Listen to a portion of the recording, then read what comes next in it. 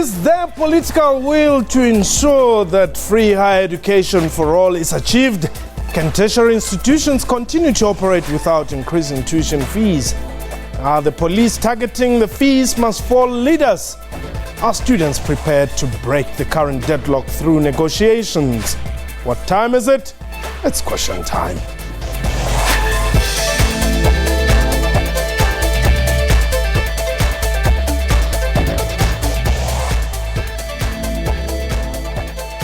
Hello and welcome to the show. My name is Mpho Tsedu. There seems to be no end in sight for protests by tertiary students for what they call free higher education for all now. Violence and destruction of property have characterized their action, this having pushed the South African Police Service into action. Last night, Acting National Police Commissioner General Khomotso Phahlane said a total of 567 people have been arrested during the fees protests over the last 8 months.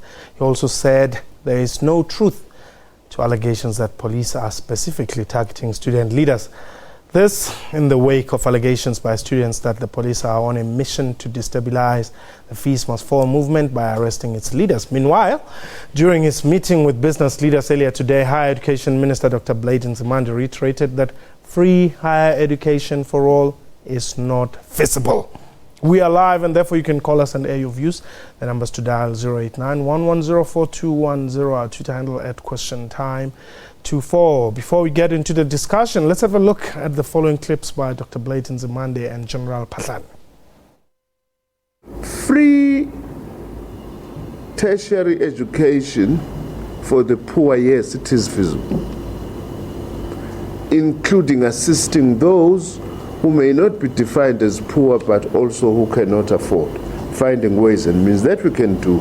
But for everyone, free tertiary education for everyone, no. It's a no-no. Why would you want to throw petrol bombs at the police under the disguise of a FeesMustFall?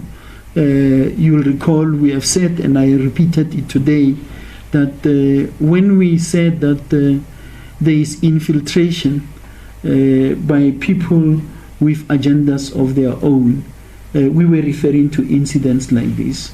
The looting. What has looting shops to do with the so-called FeesMustFall?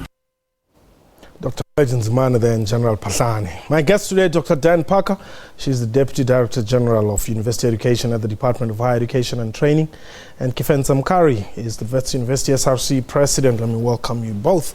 Khomotso, I've noticed that the tone seems to be changing now. Have the police managed to break the morale? Look, obviously there's a deliberate, mandate of police repression. You can see it through the way that they're dealing with matters. I mean, over the weekend we had police who stormed in students' residences and shot them simply because they were not sleeping. Now, you ask yourself that where is the state in all of this with all the police brutality at hand? Because we have shown from the beginning of the protest that in fact, if students are alone and they are protesting, there's no violence. It's only when the police are present on campuses where you see the violence, you understand? So I can safely say that they have managed to repress us, they have managed to brutalize us, but in terms of our momentum, we're still strong, although we are still seeking other strategic approaches as to how we can continue the movement, because every move we try to make was shot by the police. I mean, last week, for just celebrating the day of FeesMustFall, since it was turning 1 year, it was its first anniversary, we were shot for just singing outside. And they were saying that we are protesting, and we're saying when people protest, they have placards. We're just a bunch of students who gathered together in song, which is something that happens even on normal basis of the running of the institution. Okay. But now they wanted us to move into the designated areas of protest, and we disagreed because we were not protesting at that moment. We were commemorating the day of FeesMustFall because it's a very significant day in history for us. Now, what is the state of affairs? Where are you? Vets is up and running now, correct? Yes. And you have given up? No, we haven't given up. We haven't given up because right now there are apartheid mechanisms that are being used. First of all, a black child once again is forced to class under a barrel of a gun. Now, we cannot accept a situation where students must be forced to write exams with the high presence of police on campus. What about the psychological effects that those students are suffering? How can you want students to concentrate in class? How can you want lecturers to lecture effectively when there is so much police repression on campus? But it doesn't seem to bother you anymore as FeesMustFall Movement, because in the application for bail for one of your leaders, Mcebo Dlamini, one of the reasons why you wanted him out, and by you I mean those in his support and himself of course, is that he wants to go to class. No, look, obviously because the academic program is forced so that it can exclude black people at the end of the day. Because as I said to you, there's no way you can expect a student to pass effectively under the psychological violence that is placed by the police repression and sometimes the physical violence. But Mcebo cannot stay in prison because now the university together with the state are enforcing. You understand? They are putting us under a barrel of a gun in pursuing the academic program in the notion that they want to save the academic year.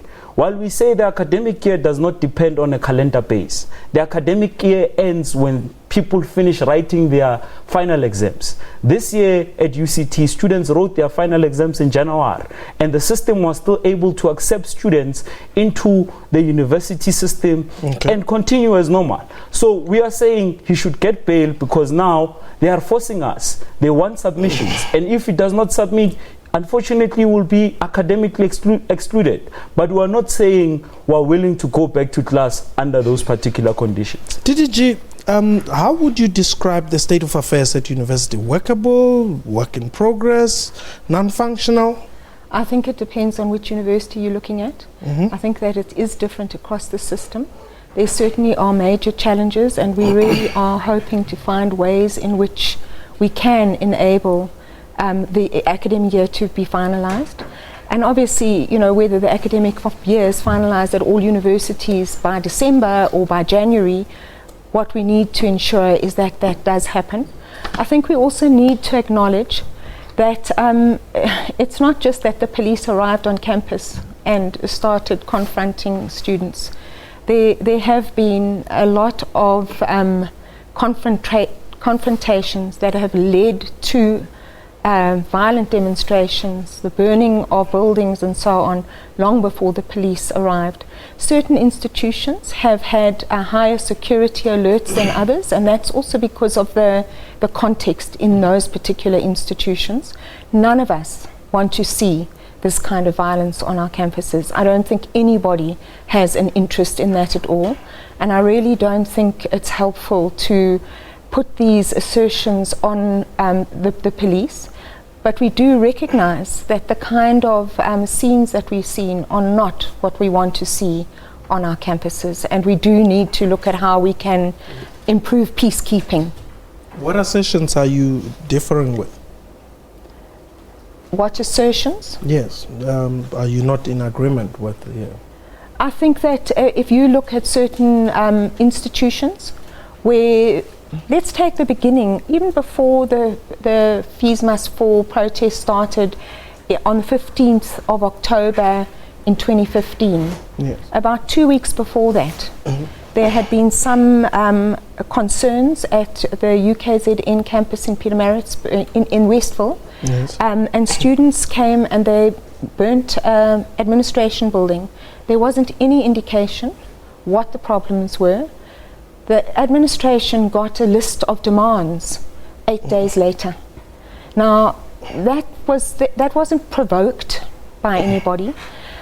We've seen many of these kinds of actions happening. Now, I don't want to get into a situation where we start talking about you know, the reaction of security forces, but one must understand that we have to ensure that we also ensure public safety, that we have operating universities, and so on. But DDG, have you ever had, as a department, a situation where you sit down with the student leaders whether it be per university or per institution, to try and find out why are things out of hand? Has there ever been a scenario where you sit Yes, like this? certainly. We've had hundreds of meetings with different student leaders across the system, and particularly for the last 2 months or so, leading up to the minister's announcement, and then past the minister's announcement. I mean, myself and some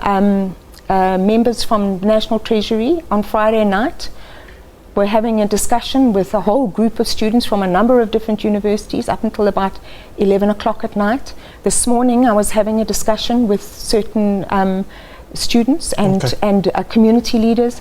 My DG and my minister, we've all been interacting on a continuous basis to try and see how we can find solutions. Hold it there. When we return, I want us to take a quick break. When we return, let's get an understanding from Vets here as to if there are so many meetings that the department is saying they've held with student leaders, why are you still on the streets?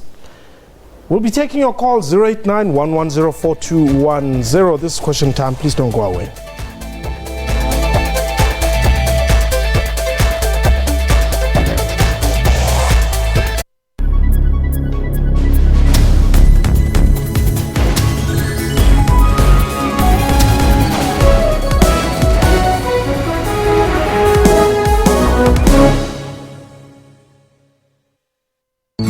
When we were little, life felt big, with something new to discover around every corner. Yet somehow, living small became the norm, until we remember how great living big really is. At Macro, we're still big on being big. Big on convenience, experience, range, and savings. Big on the moments that matter. Rediscover how beautiful it is to be big on life.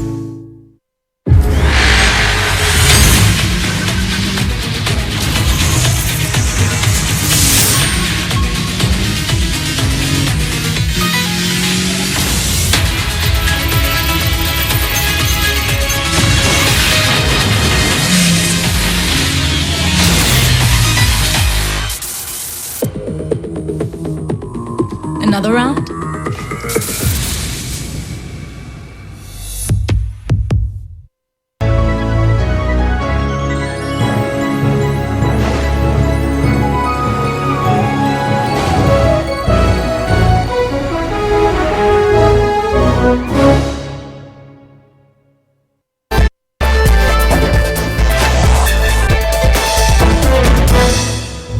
Welcome back. You're still watching Question Time. My guest today, Dr. Diane Parker. She's the DDG of University Education at the Department of Higher Education and Training. And Kefenza Mkari is the Wits University SABC president now. President, why, if there have been so many meetings with the department, are you still failing to find each other? Look, I mean, I told you the last time I was here that these conversations have been going on, you understand, while things are normal. But it seems that we're not heard, because we have to repeat the same thing in each and every meeting, and you don't get any different response. Okay. You get the very same response. And it would seem these comrades are willing to engage us when you have shut down the universities, because it seems that our only bargaining power. I mean, for the past 15 months, we've been singing about the same thing. We've been telling these comrades that, I remember the first SRC meeting that happened. I was not in SRC at that time. But I remember in January, my fellow SRC comrades walked out of the meeting because they did not agree with the terms of reference of the Presidential Commission, of which was saying it's looking into the feasibility of free education. And they were saying, no. Since you adopted a policy that you're going to give us free education and was supposed to be implemented in 2013, right now we should be talking about when and how. Okay, let's take Jackson. Jackson, you're in Mamelodi. Welcome. Jackson? We don't seem to have Jackson there. But please do call us. Jackson, are you still there? Okay, Jackson is no longer there. But we'll be taking your calls on the numbers that are on your screen there, 089-110-4210. Let's get your views on the matter. Fees must fall. So now that it would appear like it's a swoop on Fees must fall leaders, Are you leaderless? What is going to happen? No, we're not leaderless. In fact, their strategy to come after the movement leaders, it's futile, because what they don't realize is that the movement in itself is made up of leaders. You'll take us, others will emerge and take the revolution forward. You'll take them, others will emerge and take the revolution forward. Because this is a genuine call. And you don't respond through it through police brutality and repression. You respond to it by committing yourself to what you were supposed to commit yourself in the first place. I mean, this thing that we're asking for, it echoes itself in the Freedom Charter. Okay, fine. But why can we not have this protests without violence? Look, as I told you, that it's not the students who are violent. No, but At VET specifically, we denounce violence from even last year. It's only when the police are on campus violence emanate. Okay, let's take... Why? Because of the provocation that they put us. Okay. I mean, for instance, last week, we were protesting within the designated area, but we were still short. Okay, hold it. Let's take John. John is in Cape Town. John, welcome. Good afternoon to you. Can I ask that, I'd like to ask the student there with you. Yes. Look, the universities haven't got the money to give free education. Yes. It's not the universities' problem to give them free education. It's the government's problem. Yes. Now, why don't they go to union buildings where the president is and the cabinet? Why don't they go to parliament? Why don't they go to Khomotso House and they burn down those buildings? Because it's not the university must give free education, it's the government. Okay. Thank you very much, John, for that question. Look, as I said, that as a leader, myself and other leaders who have denounced violence from the beginning, and at the moment, I don't remember any students at VETS burning any building, unless if I'm mistaken. Well, you burned a bus. It's not the students. Who was it? It's not the students. The bus that was burnt in Braamfontein, and this is exactly where the government needs to respond, because if it doesn't respond, it allows opportunistic people to come and loot stores, to come. So are you saying the people who are looting the stores in Braamfontein are not VET students? No, they are not. We have distanced ourselves. Yeah, but distancing yourself doesn't mean that those were not VET students. By the time that thing was happening, we were having a meeting in Solomon House. All the leaders were there. All the leaders of FeesMustFall, all the leaders of the students were in Senate House when that particular thing happened. So it's the failure of the government to respond that would allow people to hijack the movement. Okay. Now back to the question that he asked, right? Yeah, well, let's get Pete in Rodiport. Perhaps you'll just respond to both those questions. Pete, welcome. Good evening. Yes. Yeah. Sorry, can you repeat that? Yes, I can hear you. Go ahead. Yeah. I would just like to ask the student, first of all, what is his academic situation at the moment? Okay. And I would like to know what is this academic situation of all these revolutionary students that he talks so much about. I heard that there are 55% of these students that have been at varsity for 5 years, and that didn't even get past 1 year. So is this a free holiday that they're having at varsity? At varsity, you're there to study, you are there to qualify, you are there to become a professional person, and you are there to become responsible for your actions. Okay. It's just a bunch of people running around, and that is unfortunately. And my last question is he aware about how many people has had bursaries, state support, and is not paying that back so that money could be used for the newer generation of students? Thank you very much. Okay, thanks very much, Pete. Look, I'll start with the first questions that were asked to say, why do we seem to be fighting universities? We're not fighting universities. We've made it unequivocally clear to even Habib that we can't be fighting you.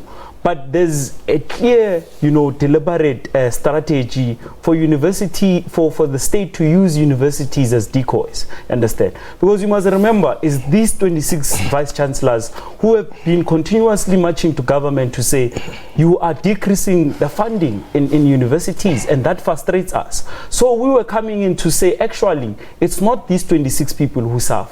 There are about 900,000 people who serve.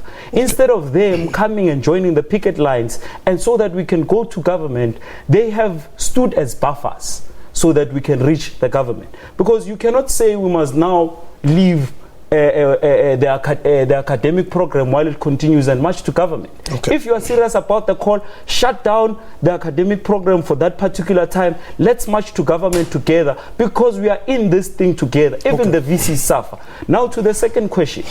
Now we are saying FeesMustFall has exposed the real reasons why a black child cannot survive these universities. It's not because they are incapable of enough. It's simply because they don't have money. And hence we're asking for free education, because there are a lot of psychological things that come with lack of money in these universities. You have children who sleep in libraries. Wait, are you saying that students are not collecting courses because they are poor?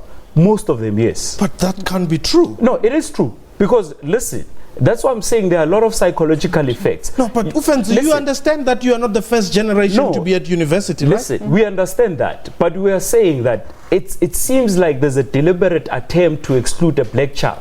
And that happens from the financial basis, because you are firstly excluded from registration, right? When you don't have that particular 9.3 that you pay at VET, you are excluded.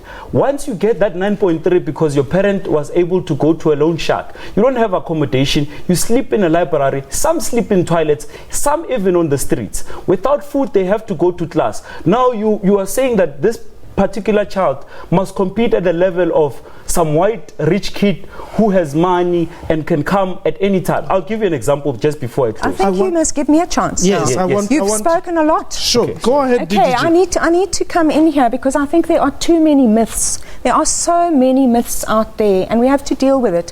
What has government promised? I think that's the first thing we have to ask. And government has promised free higher education for the poor, and to try to extend that to other sectors of society who are financially needy. That is what government has promised. And government has been implementing, actually, free higher education for the poor through NSFAS. And over the past, it has, but there's been a problem. One, there's not a sufficient funding to support students fully at full cost of study. And particularly, that one of the issues that has come up is that the way in which NSFAS has operated is that they've taken an average cost of study across the system, a maximum award amount, and that's what they have provided. So currently we're in a situation where we do have every single NSFAS qualifying student supported by funding from government. Secondly, not sufficiently, and thirdly, while at some universities it does cover their full cost of studies, at certain universities, for example WITS, which is a much more expensive university, it doesn't. So what is it that we need to do? That's what we need to do. We need to find the funding to enable us to implement that effectively, and that is something that we've been working very hard at and continue to work hard at, and I think we do need to get that investment in our youth, because every single child who comes from a poor background is likely to have come from a quintile 1, 2 or 3 school, perhaps a quintile 4 or 5 school if they happen to be living in a urban area, but they need to be supported. If they have made it through basic education, and remember, basic education for any particular cohort that comes through, 12%, if say for 100 go in grade 1, 12 will go to university, and of those, actually the majority will come from more wealthy families, but at least 4 of those 12 will come from a poor family. And we have to fully fund those. That is because we need to provide as government, really, this is, and honestly I'm passionate about this, we have to provide as government the right to basic education and early childhood education. That is the right that should be provided. Higher education and further education is a secondary right. It's not a right that should be provided to all free, but it must be that we provide funding to ensure access to those who are financially needy and who've come through the system effectively. And honestly, I think that we have to start looking at this. You know, the question's always asked, can you afford free higher education for all? Government said they can't. But it's the wrong question. In an unequal society, is that the question we should be asking? Look, first of all, I'll engage on the NEFSAS issue. Because as we have said, that we have not only been protesting, but we have engaged in, a thought, and we have come up with a template that we believe is a solution, a model of some sort. And in that model, the first thing we point out is that NEFSAS is fundamentally flawed. Because what you do is that you take a poor child, you put him through a system, and then you expect her to pay a loan. Isn't that creating more poverty? And on top of that, NEFSAS on its debt collection, it's very poor. They don't even recover 30% of the money. Yeah. So we are saying the first thing that they must do is scrap out NEFSAS, because that system is not assisting us anyway. Okay. Now on the issue, I'd like to come in now before you continue, we have because run I out think of time. we need to sort something out here. We will do that off air. Unfortunately, we have run out of time. Out of time. So you shouldn't have spoken we so will much. talk about this next time. And we wish you all the best in your examinations, if you will write them. Under the barrel of a gun, you mean? Okay. Well, that was question time for today. A big thank you to my guests and to you for watching the show. From me and the crew, you have yourself a wonderful time. Have a hot.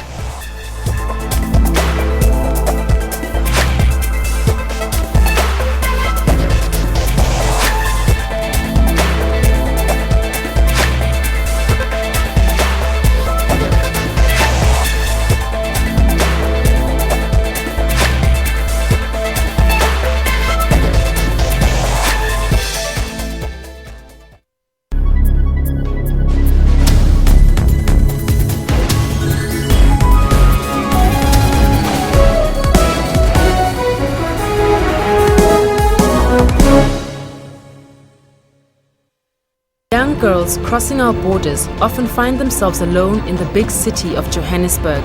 I came here when my pregnancy was 6 months. Like many other girls from Zimbabwe, Abigail found her way here to the Central Methodist Church. My friend who was raped, who was forced to have sex at the church.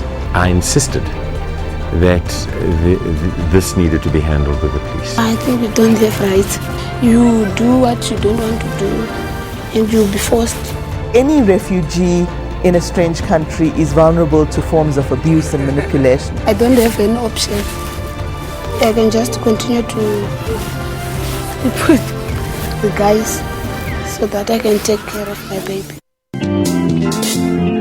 For Spile, giving up was no option even in times of need. If it wasn't for the opportunity that was given to me by the taxi owner, late Mr. Sibego, maybe I wouldn't be where I am.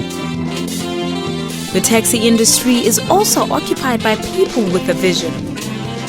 There are quite a few taxi drivers with at least matric, and they had a next door neighbor who owned taxis and they asked him for a job.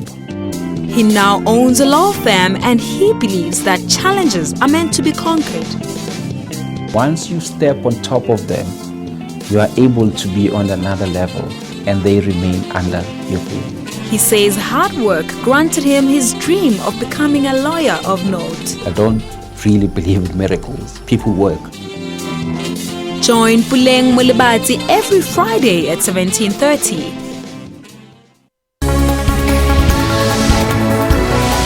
Keeping you up to date with business developments. There's no shortage of money in the system. There's a shortage of implementation capacity to actually get things done. Always on point with news of the day. May has promised radical social and economic reforms, fueling speculation over the future of current senior figures. On the ball every time with all sports codes. The Joburg side already have a quarter-final at home, and a victory against the Argentines will ensure home semi-final. Accurate weather updates after every bulletin. Stay tuned to News Today at 3 p.m. from Monday to Friday on SABC News.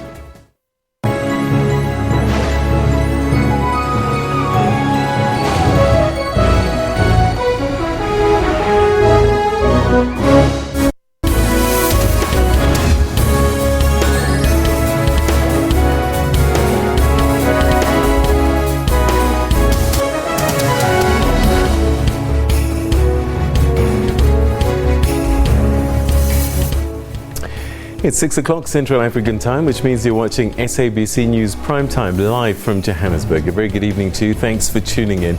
I'm Peter Ndoro, and these are tonight's top stories. The court appoints the Nazareth Baptist Church's new leader, ending a 5-year succession battle.